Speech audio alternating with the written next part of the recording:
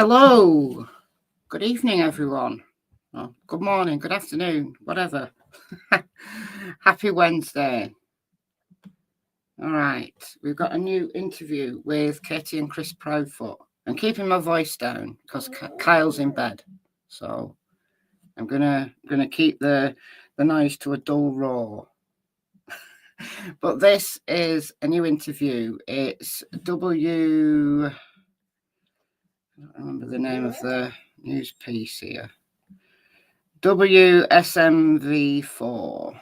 This is a brand new interview, and this is the full interview, 24 minutes. So it's just come out less than an hour ago. So we're going to watch it together. I haven't seen this. So we'll just give it a couple of minutes for people to come in. If anybody's seen the full Fox one, I'd be interested in seeing that, because the Fox 17 piece that came out last night, it's a 6-minute like segment, and Katie's just got like little clips. So there's obviously a full interview somewhere, but I can't find it. So if anybody knows, then let me know, because I'm sure there is a full interview. You know, they just kind of pieced Katie in like little sound bites in the news coverage.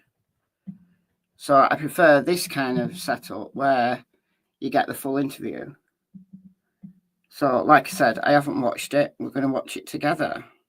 So I'm going to say a couple of hellos before we get going here. Hello, Cash. Yeah, the construction site is a problem. Lemon trees on Mercury. TK. Casey Marie. What else have we got? Do I sleep? Mia, yeah, I had a good sleep this afternoon. It is nearly midnight in the UK. You're right, Belinda.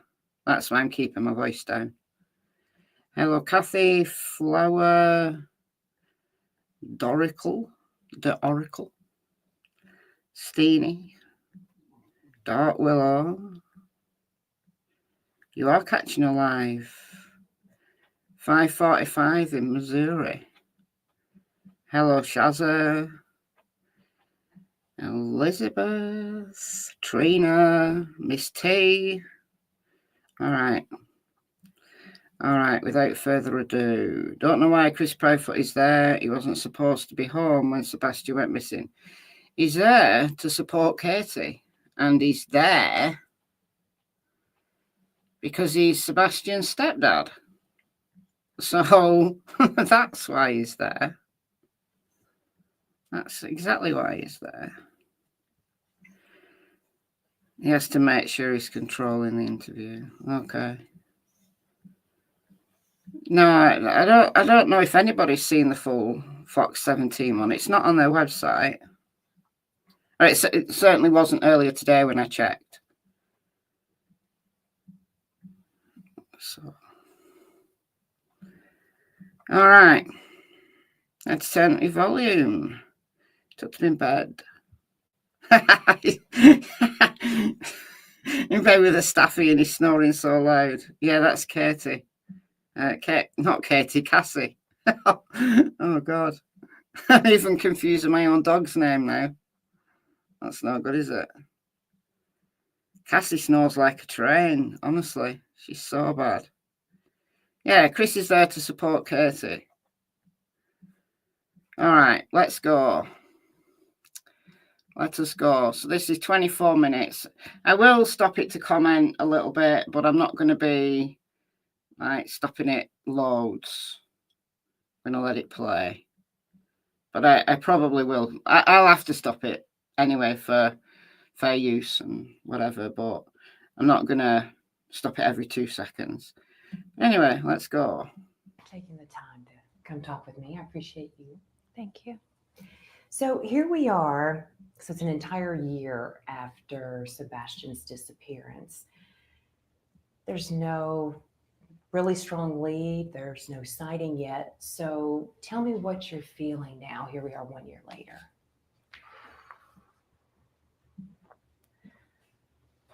I struggle to put words to how it feels, honestly.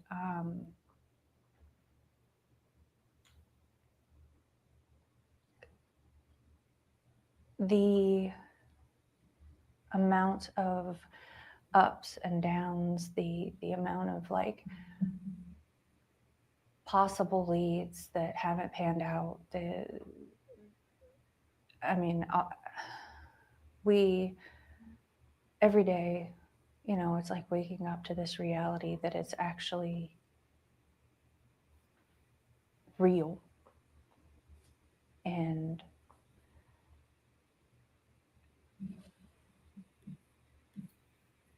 I mean, Sebastian should be home with us. I mean, he should be in school, he should be playing, he should be learning, he should be experiencing life. And until we can find him and until we can bring him home, we're going to keep doing everything we can to make sure that people don't forget about him. We're going to keep making sure that we spread awareness for him, and we're going to keep searching, and we're definitely going to keep praying.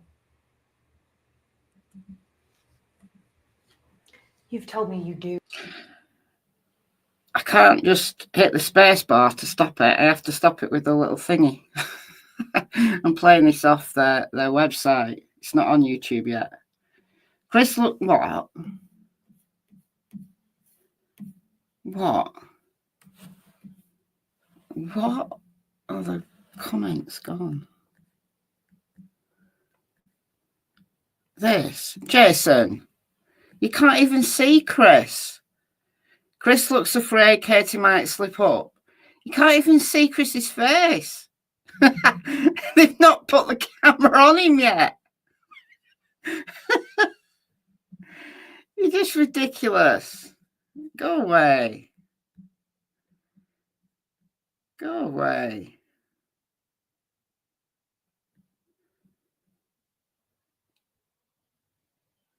Dear me. Katie just looks broken. I have no other words to describe how Katie looks. She's just broken. Completely broken.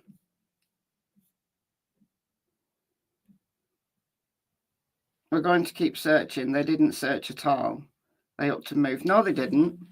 I don't know if you've been listening to Ozzy Lana, but they haven't moved. They're living in the same house. And how do you know they haven't searched? Were you there? Have you followed them around for a year? Or have you just listened to what other people have said? I imagine it's the latter. Okay. You want to stay positive. I know you both want to stay positive. That's all part of it. So in your mind, do you see Sebastian coming back through your front door? Do you feel he's okay? He's alive. He's out there. I dream about it every day. I dream that one day I'm going to wake up and this is going to be a nightmare. But yes, I believe that my son is out there somewhere. I believe that we are going to find him. We are going to bring him home, and we're going to find a way to recover from this. And I'm going to watch him grow into a young man and, you know, live the life that he deserves to have. What would you say to him when he... Don't smile. Don't laugh, Katie. Because they'll think, oh, look at that. Duping the light. They'll call it duping the light. walked in that door? Oh, God, I don't even know if I'd be able to speak. I'd probably bulldoze him down with hugs. Honestly, when I picture that, I just picture being able to hug him, to hold him, to smell him. I mean, just to be able to hear his voice, to hear his laugh, to see him just be with us and be okay is like I can't wait to see. TG, I'm sorry you lost your son 10 months ago. That's horrible. You lost weight. She's puffy. Drugs and alcohol, yeah? Signs of guilt. No. That's a disgusting thing to say. And as you've lost your own son, you should know better. Get out of this chat, TG. You're not welcome here. I'm sorry that you've lost your son. You should absolutely know better. My son, I want to find him so bad.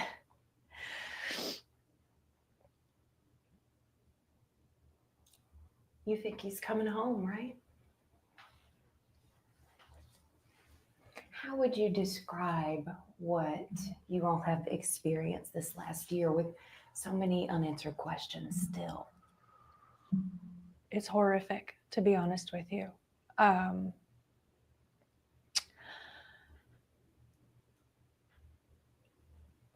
don't know how to describe what it feels like to... Yes, wow. Actually, if you're not going to leave, I'll make you leave. So leave. That's the final warning.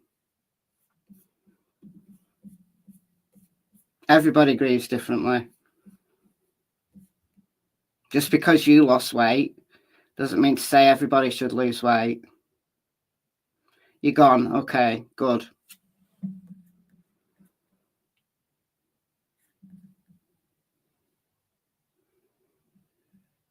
Don't let the door hit you on your way out. Don't come back.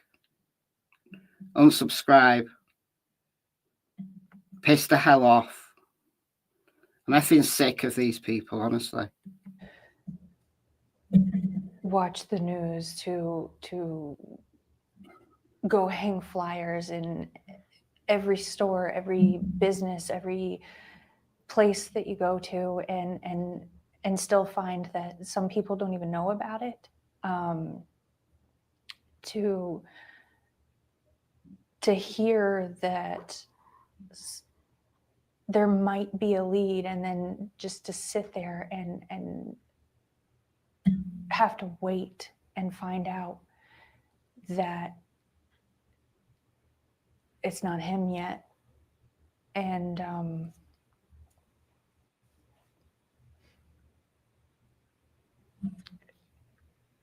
just look at her eyes.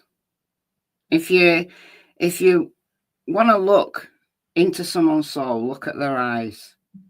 And she is just so incredibly sad. You don't need a body language expert to tell you this thing, do you? No. Oh God, she looked at Chris. Oh no, she must be looking for signals. He must have done a secret kind of gesture, and she's got to look at him. I can't wait to see all these ridiculous people breaking this down, who know absolutely nothing about trauma, who know absolutely nothing about grief. And those that do should goddamn know better than the things they're saying. Like, her sadness just comes through the screen. It hits me. It's the same kind of sadness, the same deep, really deep grief that Brandy Neal has. I get exactly the same feeling when I watch Katie as I do when I watch Brandy Neal. As I said in my video this morning, those people who have supported Brandy, some of those people who supported Brandy are saying the most horrendous things about Katie. And why? Why? How is it different? How is it different? How is it different? Little Michael Vaughan went out looking for friends in his neighbourhood one evening, 27th of July, 2021. His dad was distracted with the baby. and Michael walked out of the house just looking for friends. But there was monsters in the neighbourhood that night. And then we get Sebastian, 10 years older, 15, goes out. There's no other explanation as to how Sebastian disappeared other than he left his house. For what reason, we don't know. And he didn't come home. Were the monsters out in the neighbourhood that night? If there were, they were invisible because no vehicle was in that neighbourhood that hasn't been accounted for. So where did he go? And why is it Katie's fault?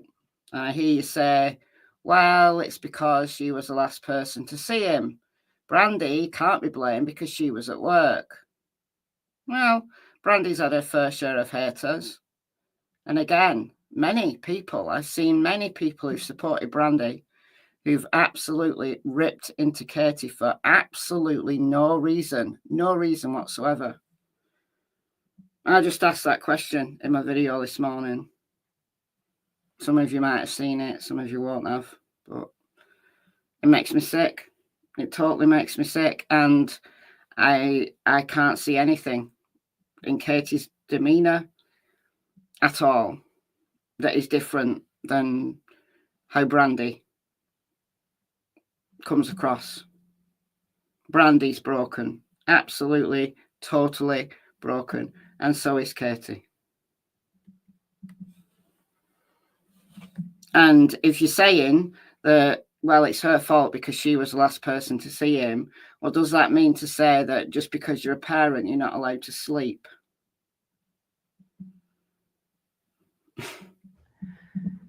It's pure hell. I mean, there's nothing you can, there's no words, there's no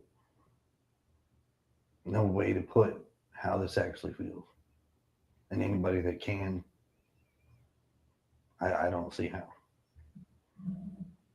I mean, I think the only people who can understand how this feels is if they've got a family member who has been missing.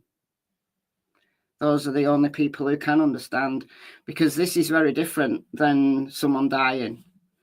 Thank you for joining, J-Dub. That's very kind of you. Welcome to the Secret Agents Club. When someone dies, it's horrific, it's horrendous. Doesn't matter what the circumstances are, it's horrendous. And if it's a child, someone very close to you in your family, and they die, and they might die because they're ill, they might die because they're a victim of crime, they might die because they've had a dreadful accident. It's horrendous. But at least you know where that person is. At least you know what happened to them. At least you can have a funeral, and you can grieve for them, and you can pick the pieces up of your life, and you can move on. People who've got missing loved ones can't move on. They're in a state of limbo, constant, total, unwavering limbo, because they don't know whether that person's dead. They don't know if it's appropriate to think, okay, they're dead. How do I deal with this now? I've got to move on. I've got to live my life. They can't, because they don't know the person's dead. They're completely and totally stuck in one long, continuous nightmare. Talk about the secret shoes, please. I've talked about the shoes many times. It's just my personal belief. I believe that Sebastian had a pair of shoes. Did he go out barefoot? He could have done. I don't know why Katie would have made up that story. I don't know why Katie would have said, all his shoes are accounted for, and Seth has said all his shoes are accounted for. It's a ridiculous story to make up if you're guilty, because it's not that believable that someone will go out with no shoes when the shoes are right there behind the door. So it's my opinion that he had a pair of shoes that his parents didn't know he had, like old shoes that they thought were thrown away, and he just kept them.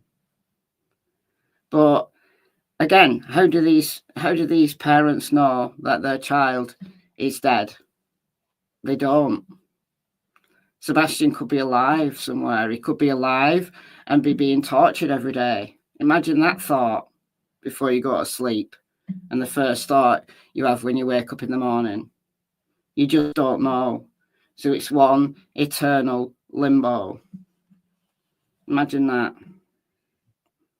Think about that. It's day-to-day life changes and you're stuck. It's almost like it feels like it's a Groundhog Day thing. Groundhog Day, perfect. Thank you, Kimberly. Thank you for gifting 5 memberships. We've got Bite Me, Caitlin, Perry, Alina, and Crazy Grammar. Thank you, Kimberly, and welcome you 5. If you've never been a member of this channel before, go and check out the members area. We've got all sorts of stuff. Yeah, Groundhog Day. It's totally Groundhog Day. And then they wait for a lead. They wait for the next phone call. And then when the phone rings, they're scared to pick it up. Can you imagine? You know, they see that the number is someone from the sheriff's office or TBI. And imagine that anticipation, those seconds that you have holding that phone, thinking, is this the call that tells me that my son is dead? Is this the call that tells me that he's been found in some crack den somewhere, barely alive? Or is this the call to tell me that they've located him and he's safe and well? I am sad. I am sad. It's a horrible, horrible situation. And I'm getting to the point where I can't abide these people who can't see this situation for what it is. And this situation is one of persecution against parents who there's absolutely zero evidence against.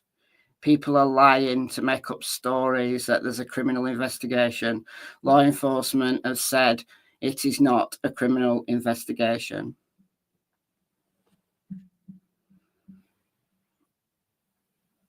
Chris is a control freak. Okay. Well, all right.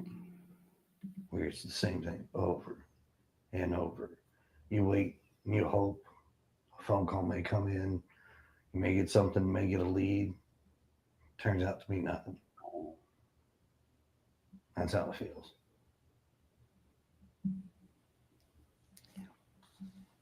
What is that message? We were talking.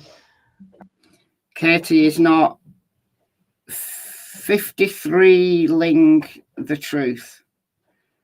Life lessons. Are you drunk? Are you high? What is 53 Ling the truth? Don't understand that. Maybe you're high. Earlier last week, tell me what that message is that you want to make sure our viewers hear from you tonight.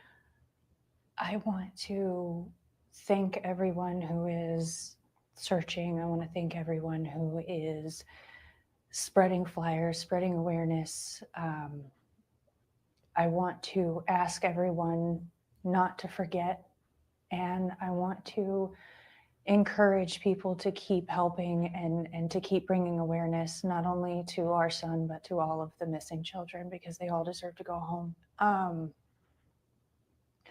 And I would also like to say that if my son could hear it, that we love him so much and that we are going to keep searching. We are going to keep looking. We are going to find him and we are going to bring him home. You know what? When Katie smiles, when Katie thinks about Sebastian in a fond way, we're going to get people screenshotting her smiling and making thumbnails for videos with a completely misleading tagline. And what you don't realize is she is broken. She's stoic. She's strong. She's very strong, but she is broken. And when she talks about Sebastian, she smiles. She smiles. And that's normal.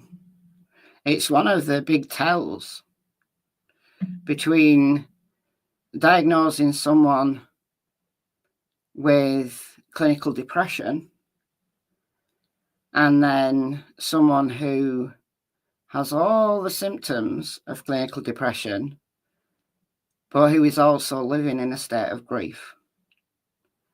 Because if you are severely clinically depressed, you don't light up like that. You don't light up when you fondly look back at a pleasant memory, or in this case, thinking fondly about Sebastian, all the probably silly little things he did, and his goofy smile, and his green tea little video, which is just enchanting. And she looks back at those things and she smiles. And that's grief. That's how grief works. It's totally how grief works. Thank you, Vintage Twist, for the $6.99 Canadian. So hard for these parents with missing kids, just so sick that people start rumours. Exactly. Totally agree with you. Thank you for the donation. I mean, look, if there was evidence against them, I'd be the first one to be, saying, fire up old Sparky, we're not having this anymore. You've got the likes of Megan Boswell, whose trial we covered recently. We've got Leilani Simon, whose trial we covered the end of last year. There's a whole bunch of them who are responsible for the death of their children. But you've got to have evidence before you can start saying, they're guilty. You've got to actually have evidence. And for any of these parents, there's no evidence. No evidence. So they're either absolute criminal masterminds or they are innocent. What's more likely? What's more likely?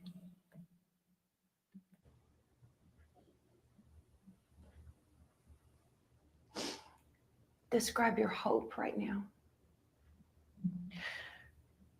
See something, say something. I don't need evidence. I'm not the law. They are guilty. Well, you saying I don't need evidence, they are guilty. You don't need evidence. So you're going to be this vigilante justice warrior, right? Where you are making a complete mockery of this community. Because by saying I don't need evidence, you are proving that you are not prepared to actually think about what is actually happening. You're not looking for the truth here. You've already made up your mind. You're a bigot. You're just a bigot. So you're in the wrong community. Go and, I don't know, talk about drama, talk about, celebrity lifestyles, talk about something very shallow, because you're clearly a very shallow person to say, I don't need evidence, to be so arrogant as to say, I don't need evidence. I'm going to blame these people during the worst time of their life. You're going to blame them because you think you've got the right to say, I don't need evidence. You arrogant little fuck, get out of my chat. You're not welcome here. You got kids in the room, move them or wear headphones, because I'm pissed off with these people? I'm trying to be positive as I can because I know that my son is out there. I struggle to find words to even describe how it feels anymore because it's a living nightmare, to be honest with you. But at the end of the day, it's not about me. It's about the fact that Sebastian is out there and that we are looking for him, and we're going to keep looking for him, and we're going to keep praying to God that he is okay. And we're going to bring him home.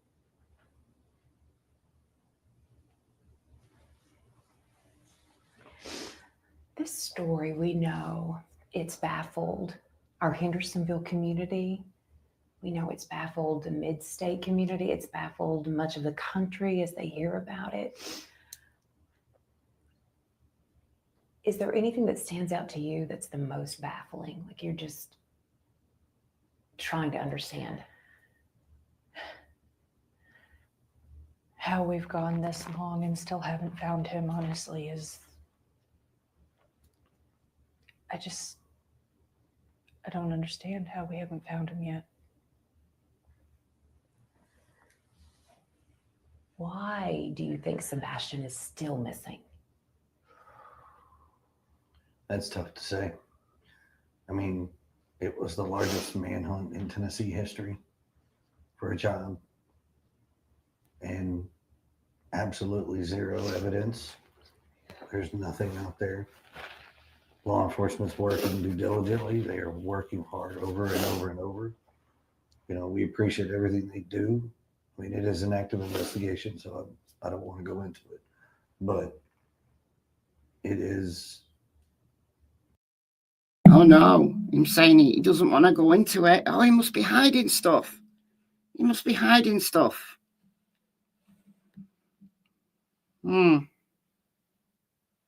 It is mind-blowing at the same time that it's been a year and the amount of people that still don't know about this, it's unnerving, basically. And I know you both want to try to get the word out as much as possible, and that's what this story, obviously, that's what we're trying to do as well.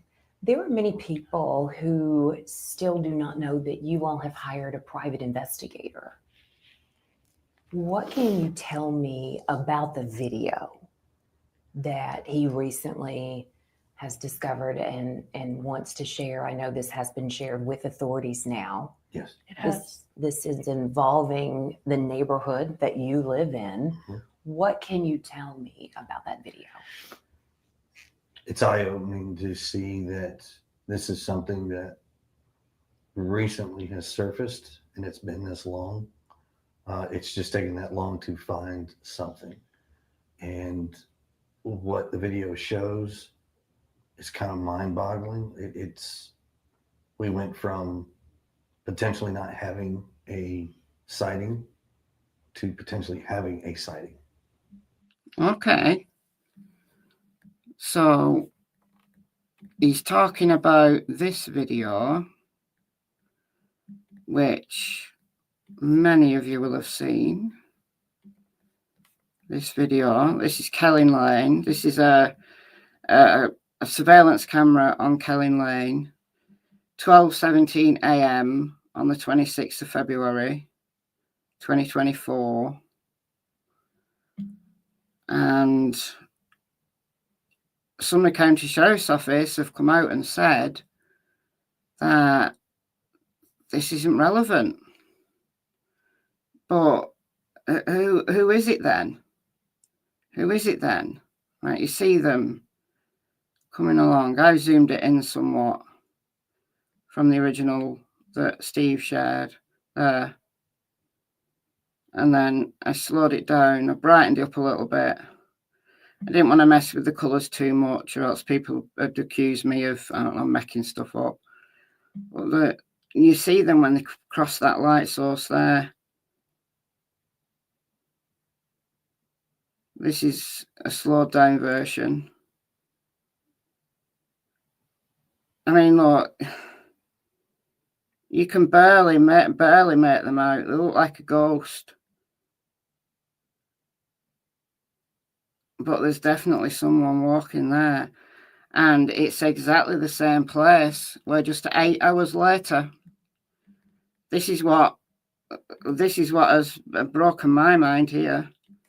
Just 8 hours later at 8:30, the same morning, exactly the same camera, and you have a bloodhound here who is live scent tracking Sebastian's scent, walking exactly the same path that person was at 8 hours before. That has just boggled my mind.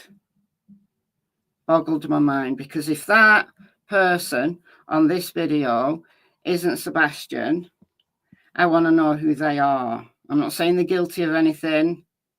I'm not.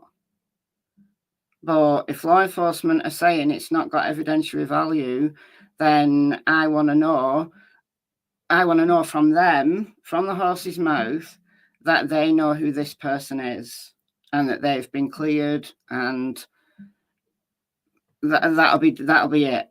It'll just be a coincidence that 8 hours later at 8:30 in that morning, as a scent specific live tracking dog did that route and tracked that same path. I want to know what law enforcement have done to verify that this person is not Sebastian. Okay. All right. Back to this video. And it kind of changes, like, wait a minute, now we may have something to actually work off of and move forward with and see where this goes. Exercise every avenue to its fullest. It doesn't matter. Unturned. No stone unturned. And Katie, you told me earlier you were determined to get to the bottom of this, to get to the bottom of that video. Yeah, absolutely. Anything that could possibly be something that could lead us to him. We're going to keep looking. We're going to keep digging and keep finding and confirm if it is or isn't, because, I mean, if it's possible, then it's got to be confirmed. Exactly. It's got to be confirmed, because if law enforcement are saying that this has got no evidentiary value, that this isn't relevant, that they've known about this since 72 hours after he went missing, well, okay, you've cleared the person then, have you? Just tell us. You don't have to tell us their name, but tell us that they have been cleared. You know who they are, and they've been cleared. Local cat burglars. Well, look, I go out walking at night. Like, I'll be going out after this, and Cassie will want me to walk down the street and walk over to the hill, and that's what she does. So I'm probably caught on my neighbour's camera like multiple times at night, and they probably wonder where I'm going and what I'm doing. But it could be somebody just going for a walk. It could be somebody who's gone visiting a friend down the road and they're going home. It could be, I don't know, it could be anything. But I want to know that they have cleared that person. Because just saying it's not relevant, it doesn't have evidentiary value, means nothing. Means nothing. Did I debunk the video where they said a blob is supposedly carrying someone? Yeah, law enforcement said that people were, can't remember the exact words they used, but they were making things up. Don't believe things that you see on social media. There's nobody carrying a blob. And that flashlights video, they also said that had no evidentiary value.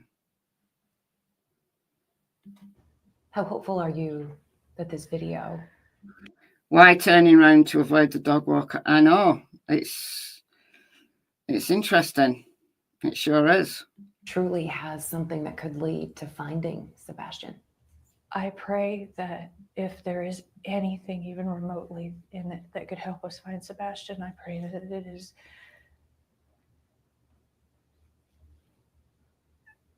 I don't know how to word it, but it's followed up and found out and confirmed one way or the other, because they may not be able to find out who that person was on the video because of how bad the footage is. And if that's the case, then law enforcement cannot say it is not relevant and is of no evidentiary value. They can't say that then, can they? Because that could be Sebastian. you know, I mean, I just, Yeah, I mean, I've seen the video. I know it's in it. It actually gives us more rejuvenated hope that we may actually be onto something. We just have to run it down. We've got to figure this out. And with law enforcement doing what they can, and with the help of like TBI, the FBI, all of that. I mean, I believe Secret Service was involved in the beginning. Maybe they can look at this video as well. Let's bring people back to the table, and let's exercise every possibility of enhancing this video, looking at whatever, and tackling what it is to get an answer. Now this, I wonder whether Sumner County are being vague because they didn't see it. They may have had that video. They may have had that camera footage like within 72 hours, but maybe they didn't notice that shadow, and maybe they didn't realize that that was a person. Maybe they're covering up their own failing. And look, I mean, it's incredibly difficult to see. So I think Steve Fisher said it was the third time they'd gone through the footage that they saw it. So they missed it the first two times.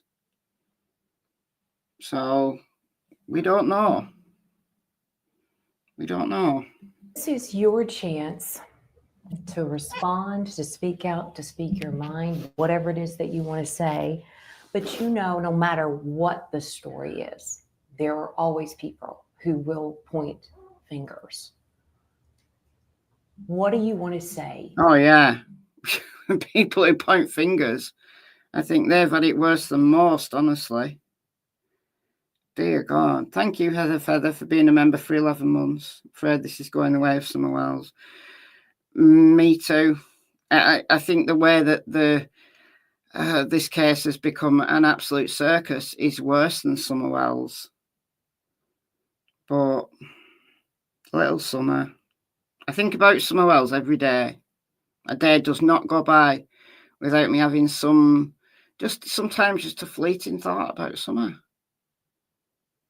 And there's just nothing in that case. There's nothing.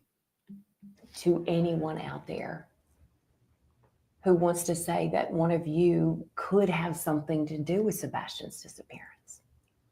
I would say to pause and to think, and I would say to consider the sources of information. Try to make sure that you're getting legitimate information. Avoid the rumors.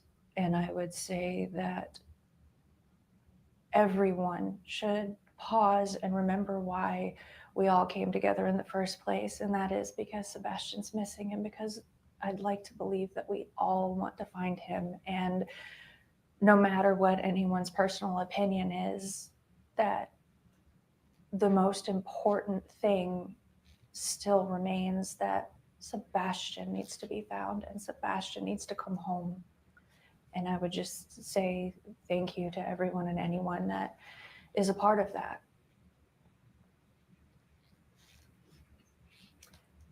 So let's say Sebastian is listening. Yeah, Harley Dilly. Yeah, I did a video about Harley Dilly little while ago. For those who don't know his case, he's a young man, teenager, on his way to school. Didn't fancy going to school that day and tried to get into a house across the street by going down the chimney.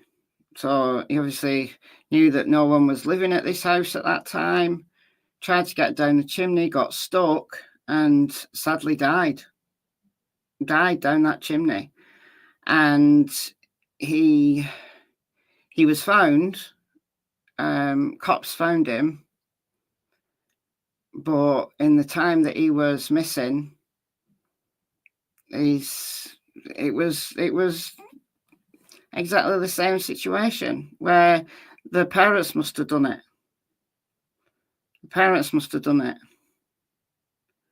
Athena Strand is another one. Little Athena, 7-year-old. And her stepmother was the one that was caring for her at the time.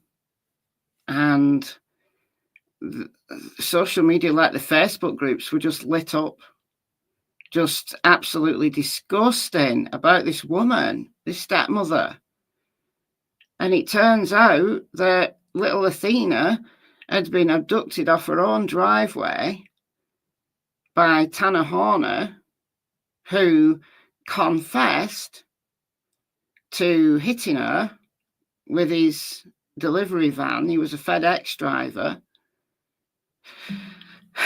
And instead of knocking on the door and saying, you know, I've fucked up, I've knocked down this child, and she wasn't dead.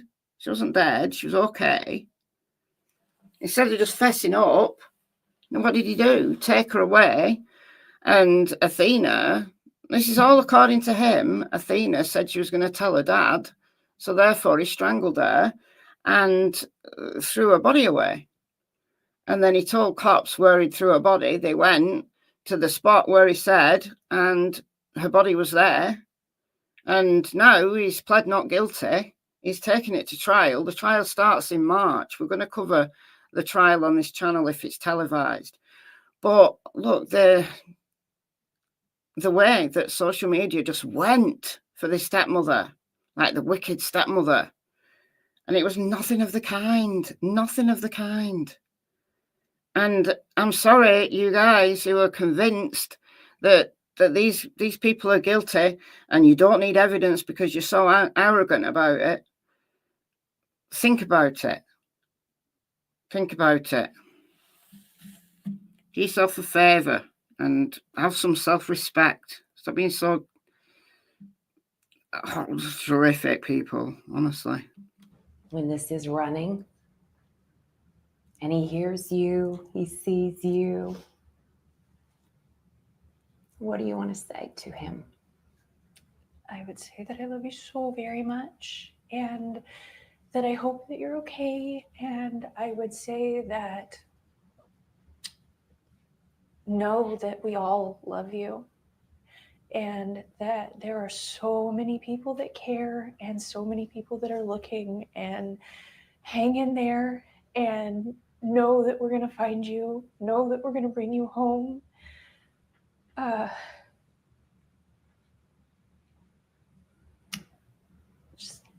miss him so much.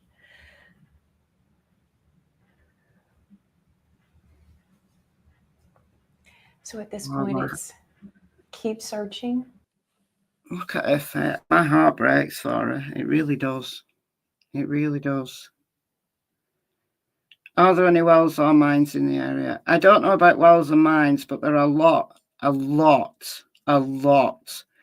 of crevices, little caverns, like holes that are just in the ground, and they just fall like 20, 30 feet down like a crevice, and you wouldn't see them, you know, unless you were looking down. There's caves. There was, at the time Sebastian disappeared, there was open manholes at the construction site. Now, apparently they've checked the storm drains, but they said that in Caleb Harris's case, and look where Caleb Harris turned up 4 months after he disappeared. Sinkholes, yeah. Yeah, the sinkholes.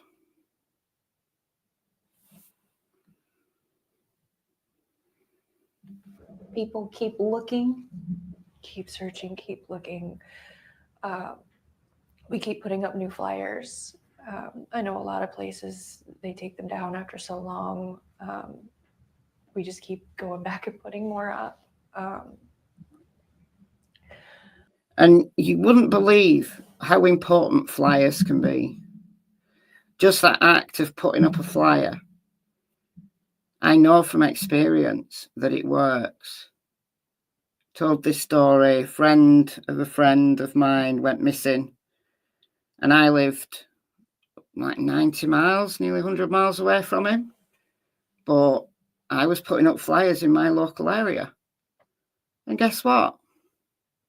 The flyer that I put up on CHORLEY train station, a mental health nurse who worked at CHORLEY Hospital, 90 miles away from where Neil disappeared from, saw it, recognised the man on the flyer, and there'd been a man in the mental health unit at CHORLEY Hospital who'd been there for 3 weeks. He was in a dissociative fugue and he didn't know his own name. He'd been picked up by the police just like wandering.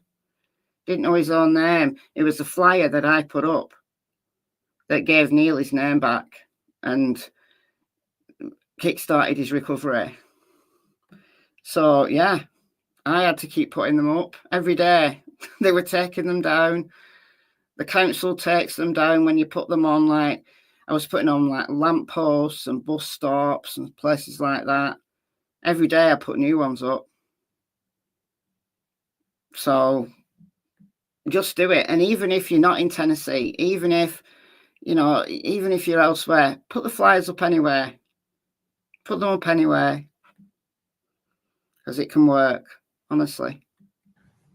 I refer to my original request, just anyone that's willing, don't let him become forgotten. Don't let him become lost in the next story, not to supersede other children, because they all deserve just as much, if not more attention, because all children do. But I would say just please don't let him become forgotten and lost, because we're never gonna stop. We're never gonna let that happen if we can help it. With his autism, is there anything else that we should add that you want the public to know right now? I would say that he is what they would consider high functioning. He's not, he doesn't struggle with verbal communication, but he does, he does struggle sometimes with expressing himself, is, I guess, the best way that I could put that. But he's so smart and he's so capable, and that I think the initial image of him that was portrayed was misleading to an extent. And I think that in the chaos of trying to get the initial information about him out, that various things got taken and misconstrued. So I would just tell everyone that he's smart, he's capable, he's funny, he's able to speak to you and to recognize things. You know, he's a teenager, and you know, so he's a young man. Honestly, he just had a birthday, and I'm sure that his mustache is coming in more. I mean, he really is a good kid. What do you miss most about your son? Oh, God. I miss his smile. I miss his laugh. I miss going and doing fun things with him. I miss taking him to get a haircut and him saying, "Mom, feel my head." I miss cooking dinner with him. I miss game nights. He would play Uno until the sun came up if you let him. You know, he goes through phases of which games he's into, but, you know, I miss him. I miss everything about him, the good, the bad. I miss his attitude. I miss, you know, him trying to eat all the sweets instead of dinner. I miss him stealing my Brussels sprouts while I'm trying to cook them.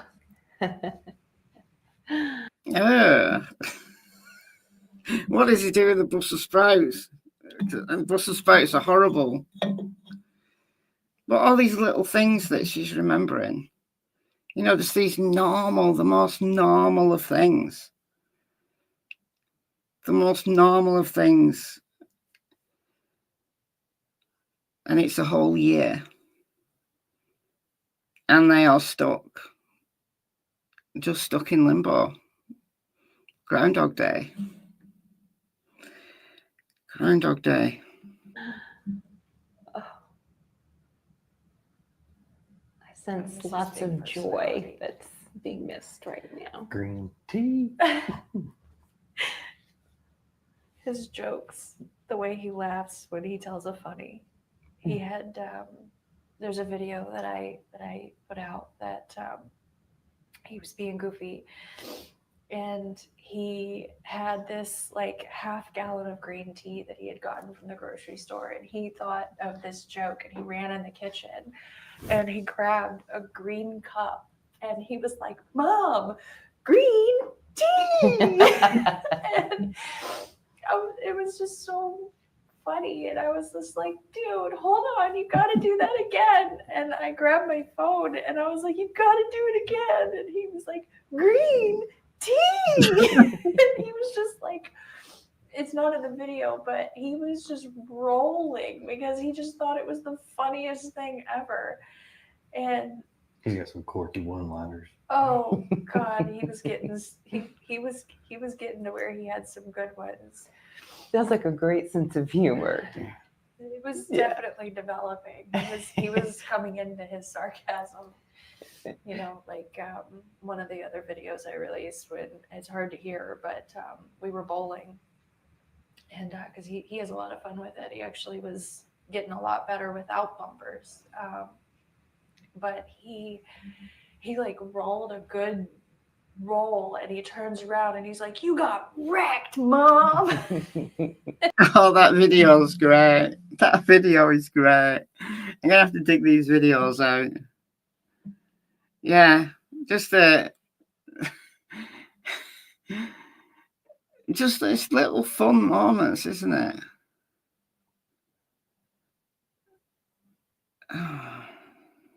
And I was just like, what is happening right now? But I mean, I miss that, you know, I miss being able to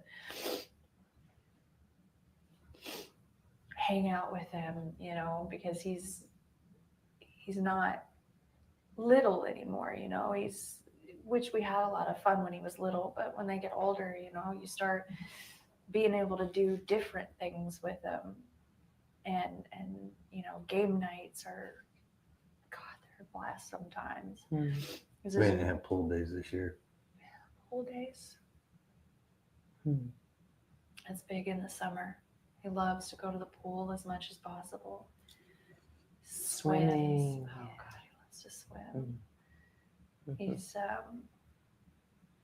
I don't know if I put that picture out or not, but there's one that I took of him. He has on this like giant, I think it was a flamingo, and he was just like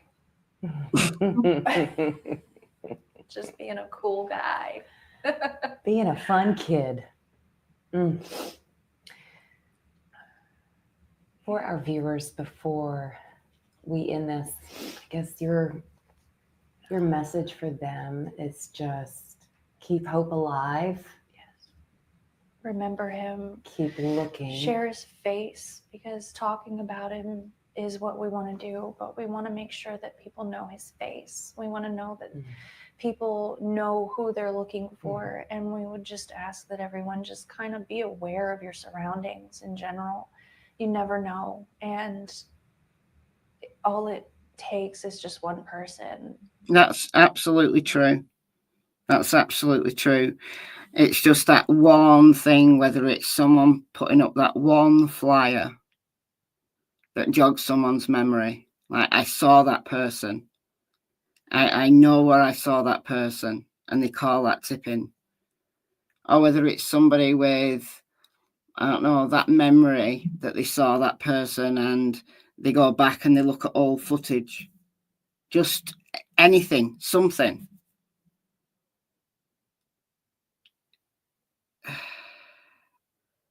That could be all it takes. That could make a difference. And go ahead. I would say, if anything, constantly being vigilant, just looking out there, aware of what your surroundings are. Please, if you see something, call 911, call TBI. I know there's a lot of other things out there, but We would encourage. it needs to be segregated, like just a single point of right back to law enforcement. That's where it needs to go. Anybody that sees anything, just report it, please. Do you feel that there's someone out there right now that knows something? They're just not saying it? It's hard to say until we can run down this video and figure out what we're seeing. I don't want to speculate. I don't want to, because it's an active investigation. I don't want to add any more rumors, chaos that's already out there. We just want to keep this to the core, Sebastian. Keeping hope alive. yes. The Keeping search hope goes alive. on. We are hopeful and we are praying for you. Thank you. We appreciate your time. Thank you for talking with me.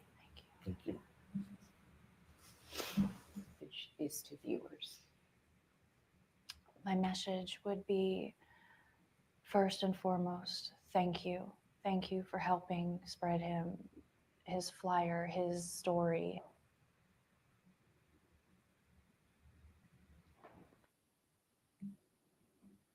Huh? That ended weird. That ended really weird.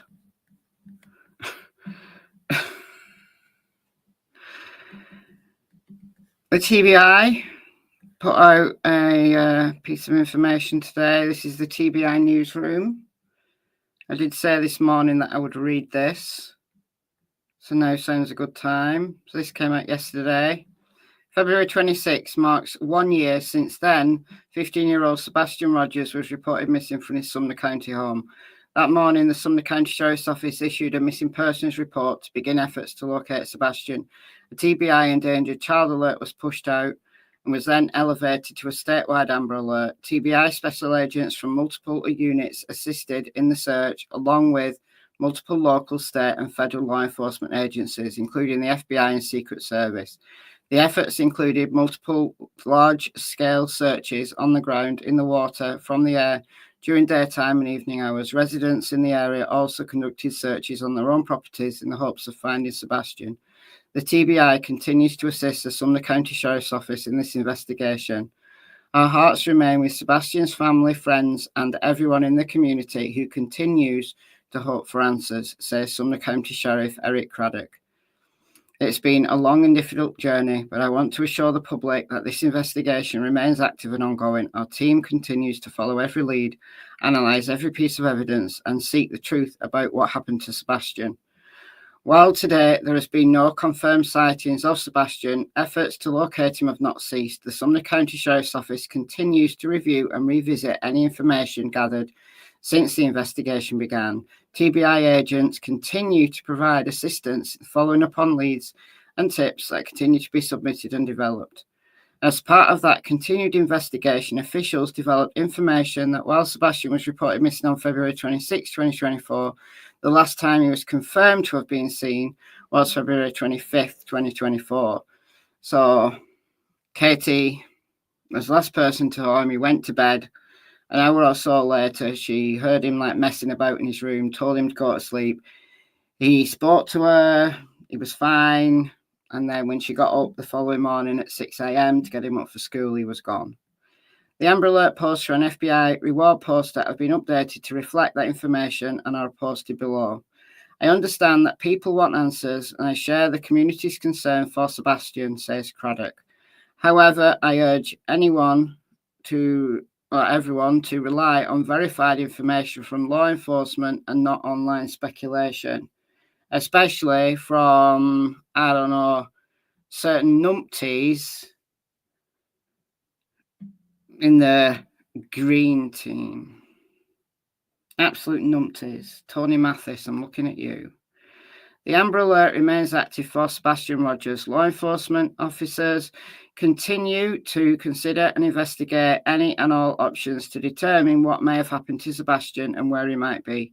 Because each tape called or sent in is reviewed, officers are urging people to only provide credible information, as misinformation and false narratives being pursued through some social media channels divert valuable resources and can jeopardize the investigation. We encourage anyone with credible information to provide that through the TBI tip line at 1-800-TBI-FIND. If your tip includes a sighting of someone who may resemble Sebastian, please send any photos to tips@tbi.tn.gov. The sheriff urges, this is interesting, this little bit at the end here. The sheriff urges any photographic information be sent immediately, as time may be of the essence in relevant sightings. Now, apart from that being really bad grammar, that's very interesting, just to tag on at the end there. Photographic information be sent immediately, as time may be of the essence in relevant sightings. That's interesting. Our investigators are committed to finding the truth, and we need the public's help in sharing only credible information. More information is available throughout this blog. So there's Sebastian's Amber Alert. Sebastian was last seen on February 25th, 2024 in the area of Stafford Court. Last seen wearing black sweatshirt with white stripe, black sweatpants. Black sweatshirt with something on it, a motif on it, black sweatpants with a white stripe, and glasses. He's got a medical condition that may impair his ability to return safely. 5'5", might be taller now. He probably will be taller now. White male, brown eyes, brown hair, 120-ish pounds. And that's the FBI one. Okay, interesting. Very interesting. Are there cameras around the construction site? There's some cameras at the back of Kelling Lane that look onto the construction site, but I don't think all of it's covered. So this video that came out of Max, the German Shepherd. Let me just find it.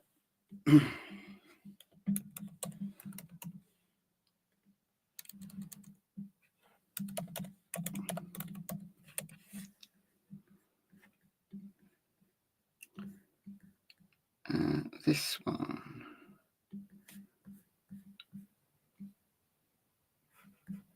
Okay, this is SF Investigates. That's what a camera at the back of Kelling picks up. So you see the side of the construction site that's opposite, like the school's here, school's over here,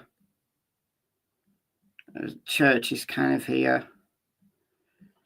So you get a view of the construction site at the Kelling Lane end, but you don't get all of it. Like it doesn't show like the retention pond area. And then you don't see the Kelly, like the entrance to Kelly Lanes here. So it's a decent view though.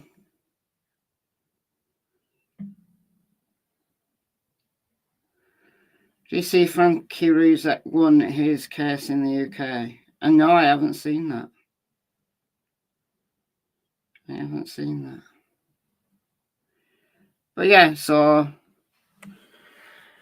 at night though, I doubt that you could make anything out at night because no lights on the construction site. It's not like you've got floodlights on it.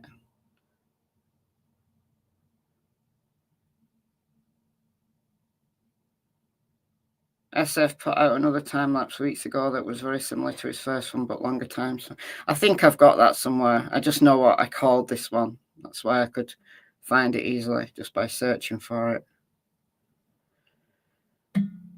So, and you see Max, I've got one that I zoomed in. There's one with Rex on as well that I probably have.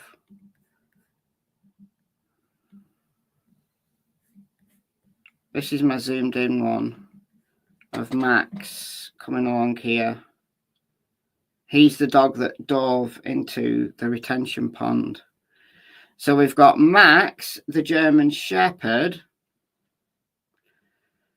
who comes in from the entrance at Kelly Lane. So there's Max.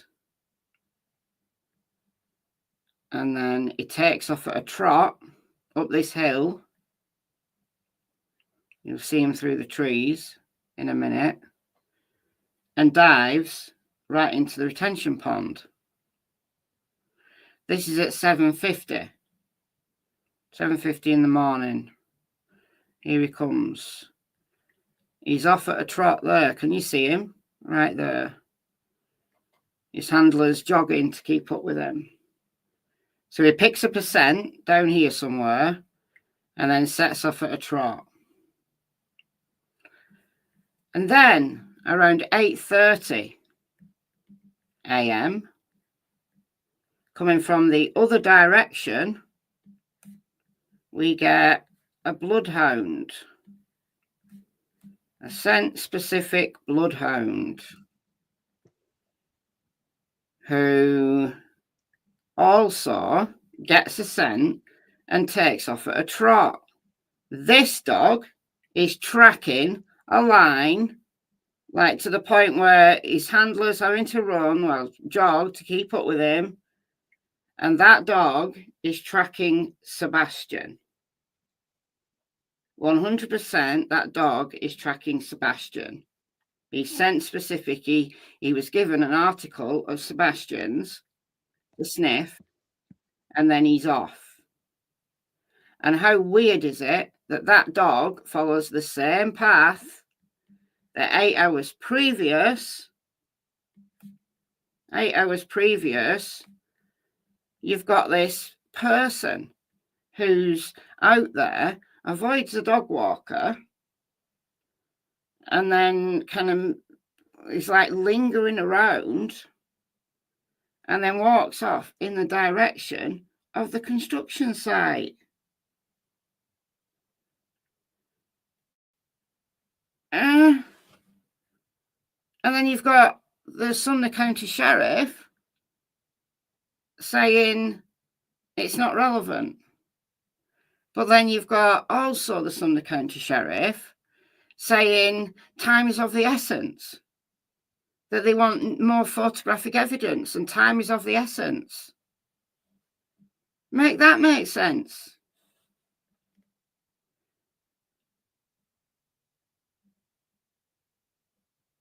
So you see them there as they pass by this light. Was it 4 or 5 dogs that went to the site? It was.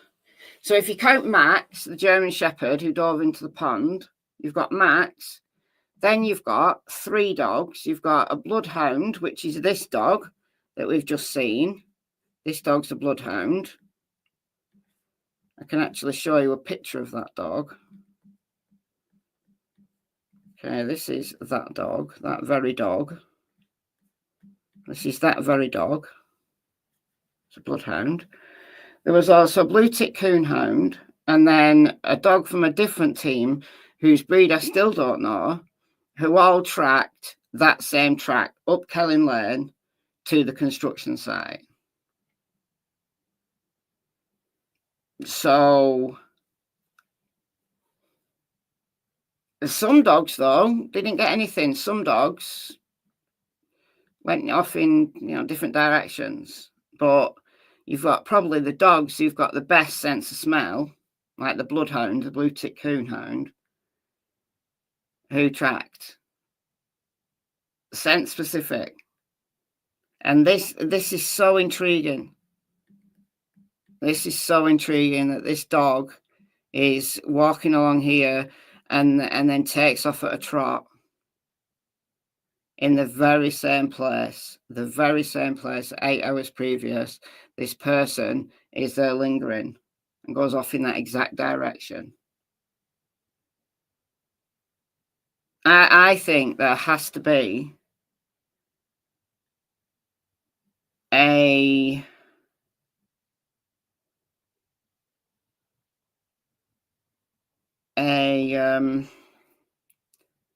complete reevaluation of all of the surveillance footage from the neighbourhood.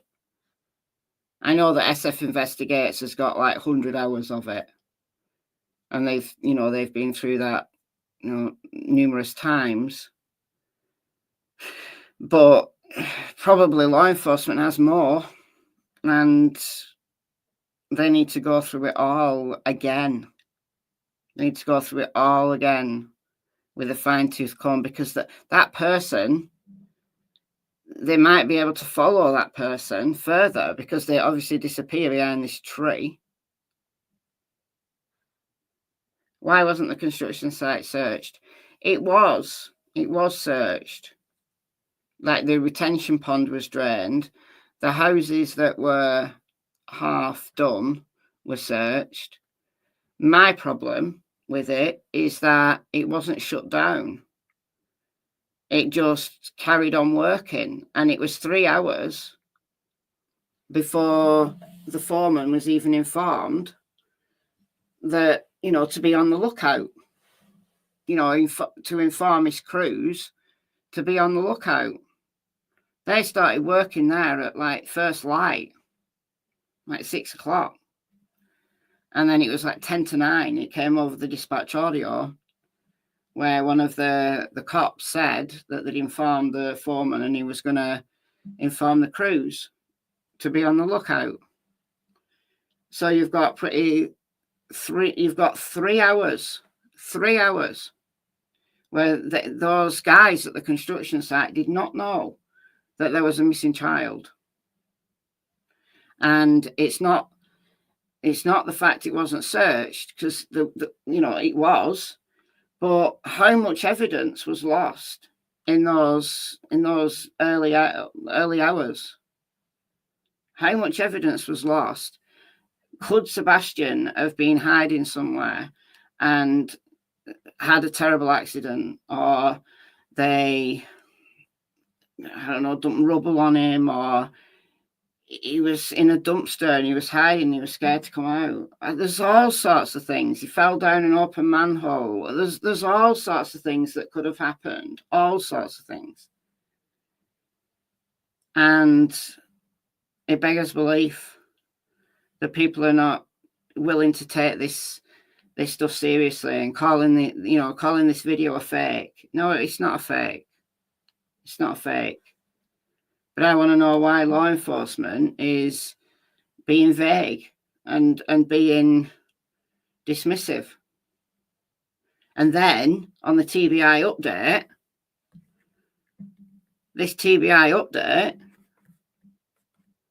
you've got this weird sentence at the end here. The sheriff urges any photographic information be sent immediately, as time may be of the essence in relevant sightings.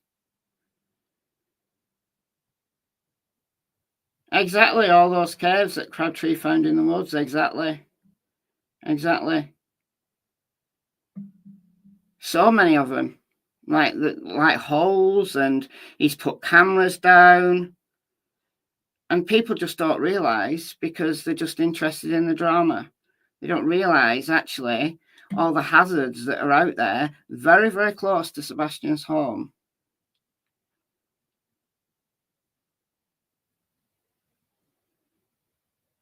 I mean, look, he could have been abducted. He could have gone out and been abducted. It could have been. That happened to Michael Vaughan, so it could have been. But I think there's so many hazards out there within half a mile of Sebastian's home.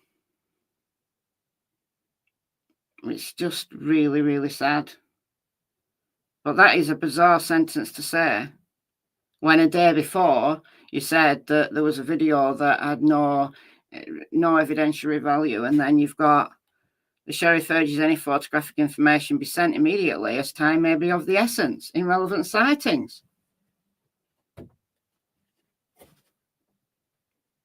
So anyway, guys, I'm going to go.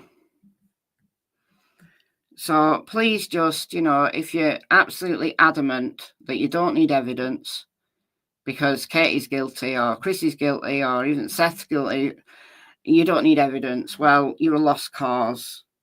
You're just a lost cause. But for everybody else, I think there is information out there. I think there is evidence out there.